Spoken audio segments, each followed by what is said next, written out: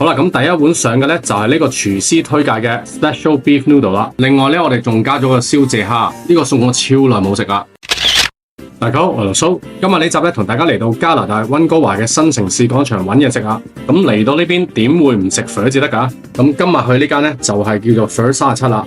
咁佢哋咧就日日都開㗎。另外呢度嘅環境咧都算闊落同埋乾淨嘅。嗱，呢個就係佢哋嘅餐牌，咁大家可以參考下有啲咩食同埋個價錢。另外走嘅時候咧唔記得俾貼士啊，因為而家呢餐係晚餐嚟㗎，所以我就唔飲滴漏咖啡啦。但係未試過朋友咧值得試下佢啊！好啦，咁第一碗上嘅咧就係呢個廚師推介嘅 Special Beef Noodle 啦。咁呢個咧除咗多咗隻蛋喺裏面之外咧，比起普通嘅生熟牛肉金邊粉咧，仲多咗一陣胡椒嘅香味噶。同埋呢個咧係特別大碗噶，所以我建議如果唔係咁大食嘅話咧，就兩個人 share 就比較適合啦。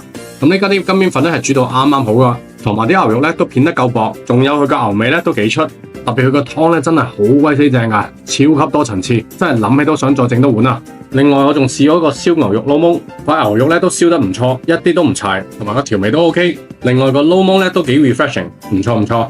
咁小食方面咧，我就嗌咗幾款咧同大家試下噶。嗱，咁第一款介紹呢個咧就係蒜蓉牛油雞翼，呢度咧都做得唔錯，個蒜香味都幾出，佢係做到外脆內 juicy 嘅效果，呢個可以一試。嗱，第二款呢個炸春卷咧就一定要點啦，呢個真係不得之了，入口非常之鬆脆，裏面啲餡嘅調味咧又啱啱好喎，呢個你食完咧包你唔會後悔啊！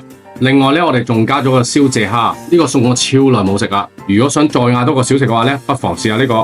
嗱，跟住呢個米紙卷呢，其實佢係唔錯嘅。你見到裏面呢啲料呢，真係多到嘭嘭聲。咁但係本身呢，我就一般般呢個餸嘅，所以呢，我就覺得呢個正常啦。嗱，咁除咗粉之外呢，咁呢度另外有一碗嘢呢，都非常之惹味㗎，就係面前呢碗粵式嘅魚片粉啦。咁粵式嘅魚片咧，同我哋香港食開嗰隻咧係有啲分別㗎。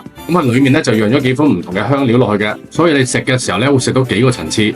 另外佢啲粉咧都索晒啲湯汁咧，非常之咁惹味啊！好啦，咁今集就係咁多啦，我哋下集見，拜拜。